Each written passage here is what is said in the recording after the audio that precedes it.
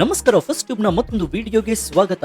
ಇವತ್ತು ನಾವು ದಕ್ಷಿಣ ಏಷ್ಯಾದಲ್ಲಿ ಸಂಭವಿಸ್ತಾ ಇರುವಂತಹ ಅತ್ಯಂತ ದೊಡ್ಡ ಮತ್ತು ಆತಂಕಕಾರಿ ಬೆಳವಣಿಗೆ ಬಗ್ಗೆ ಮಾತನಾಡ್ತಾ ಇದ್ದೀವಿ. ಪಾಕಿಸ್ತಾನ ಮತ್ತು ಅಫ್ಘಾನಿಸ್ತಾನದ ನಡುವೆ ಇದೀಗ ಸಂಪೂರ್ಣ ಯುದ್ಧದಂತಹ ಸ್ಥಿತಿ ಭುಗಿಲೆದ್ದಿದೆ. ಈ ಎರಡು ದೇಶಗಳ ನಡುವಿನ ಪರಿಸ್ಥಿತಿ ಅಕ್ಷರಶಃ ಯುದ್ಧ ಭೂಮಿಯಂತಾಗಿದೆ.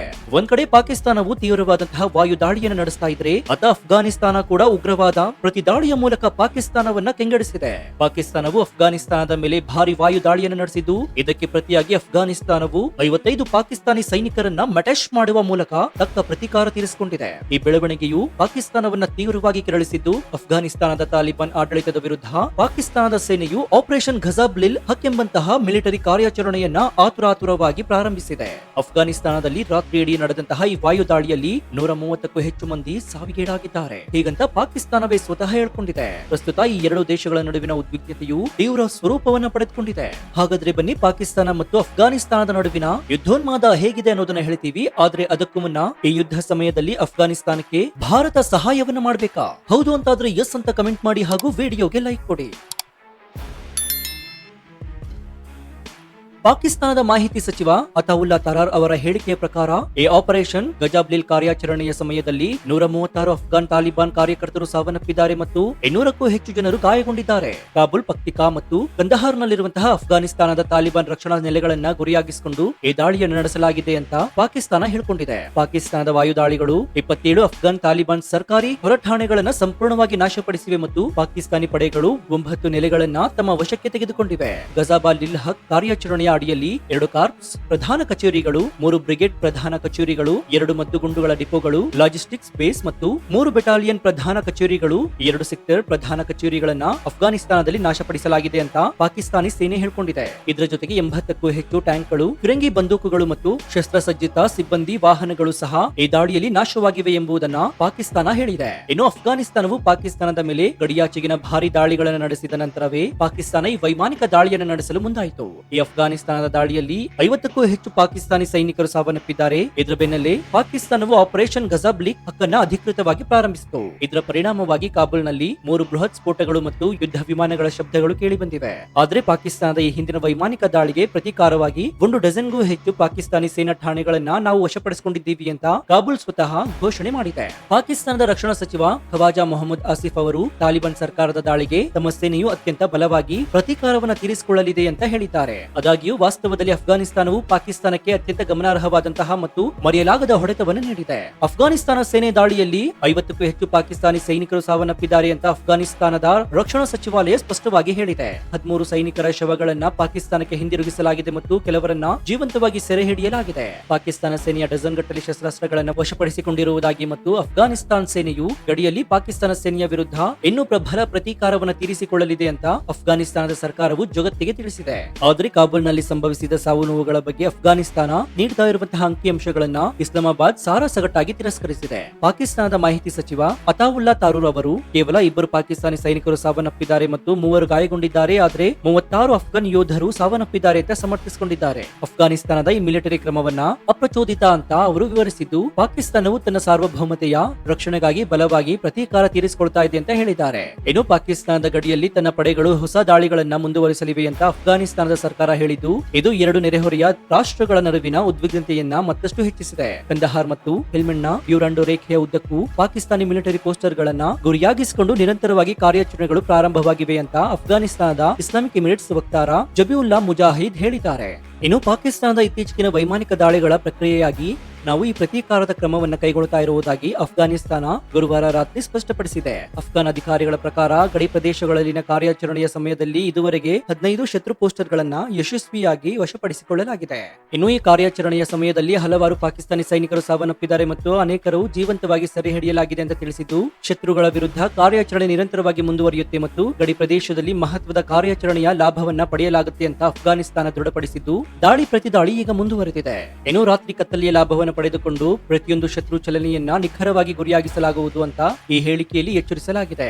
ಇನ್ನು ವಾಸ್ತವವಾಗಿ ಅಫ್ಘಾನಿಸ್ತಾನದ ನಂಗರ್ಹಾರ್ ಮತ್ತು ಪಕ್ತಿಕಾ ಪ್ರಾಂತ್ಯದಲ್ಲಿ ಪಾಕಿಸ್ತಾನಿ ಪಡೆಗಳು ನಡೆಸಿದಂತಹ ವೈಮಾನಿಕ ದಾಳಿಯಲ್ಲಿ ಮಹಿಳೆಯರು ಮತ್ತು ಮಕ್ಕಳು ಸೇರಿದಂತೆ 13 ನಾಗರಿಕರು ಇಹಲೋಕವನ್ನು ತ್ಯಜಿಸಿದ್ದು ಅಫ್ಘಾನಿಸ್ತಾನ ವಿಶ್ವಸಂಸ್ಥೆ ಸಹಾಯ ಮಿಷನ್ ದೃಢಪಡಿಸಿದೆ. ಇತ್ತೀಚಿನ ವಾಯು ದಾಳಿಯಲ್ಲಿ 13 ಅಫ್ಘಾನ್ ನಾಗರಿಕರು ಮೃತಪಟ್ಟಿದ್ದಾರೆ ಮತ್ತು 7 ಮಂದಿ ಗಾಯಗೊಂಡಿದ್ದಾರೆ ಅಂತ ಅಫ್ಘಾನಿಸ್ತಾನದ ಪ್ರಮುಖ ಸುದ್ದಿ ಸಂಸ್ಥೆ ಖಾಮಾ ಪ್ರೆಸ್ ರಾಯ್ಟರ್ಸ್ ಈ ವಿಶ್ವಸಂಸ್ಥೆಯ ವರದಿಯನ್ನ ಉಲ್ಲೇಖಿಸಿ ಜಗತ್ತಿಗೆ ಬಹಿರಂಗಪಡಿಸಿದೆ. ಈ ಭೀಕರ ದಾಳಿಗಳು ಫೆಬ್ರವರಿ 21ರಂದು ಮತ್ತು 22ನೇ ರಾತ್ರಿ ನಂಗಹಾರ್ನ, ಬೇಕ್ಸ್ತು ಮತ್ತು ಖೋಗ್ಯಾನಿ ಜಿಲ್ಲೆಗಳಲ್ಲಿ ನಡೆದಿದೆ. ಹಾಗಾದ್ರೆ ಗಾಜಬ್ ಲಿಲ್ ಹಕ್ ಅಂದ್ರೆ ಏನು? ಇದು ಅಕ್ಷರಶಃ ಬಲ ಮತ್ತು ಸತ್ಯಕ್ಕಾಗಿ ಕೋಪ, ಕ್ರೋಧ ಅಥವಾ ನ್ಯಾಯಕ್ಕಾಗಿ ಹೋರಾಡುವಂತಹ ರೋಷ ಎಂಬ ಪದದ ಅರ್ಥ.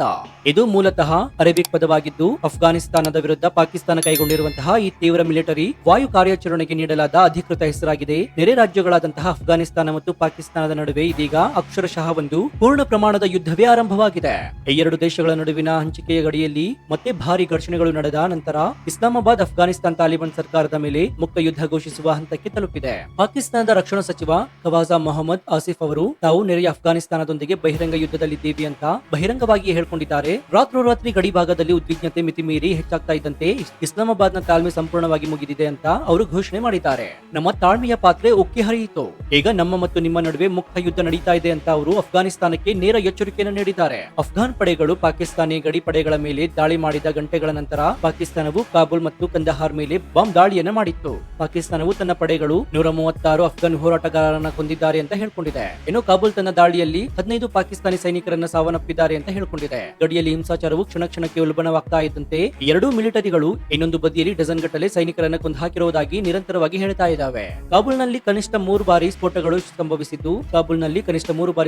ಸಂಭವಿಸಿದೆ. ಆದ್ರೆ ಅಫ್ಘಾನ್ ರಾಜಧಾನಿಯ ಮೇಲೆ ದಾಳಿ ನಡೆದ ನಿಖರವಾದ ಸ್ಥಳ ಅಥವಾ ಯಾವುದೇ ಸಂಭಾವ್ಯ ಸಾವು ನೋವುಗಳ ಬಗ್ಗೆ ತಕ್ಷಣದ ಅಧಿಕೃತ ಮಾಹಿತಿ ಹೊರಬಿದ್ದಿಲ್ಲ.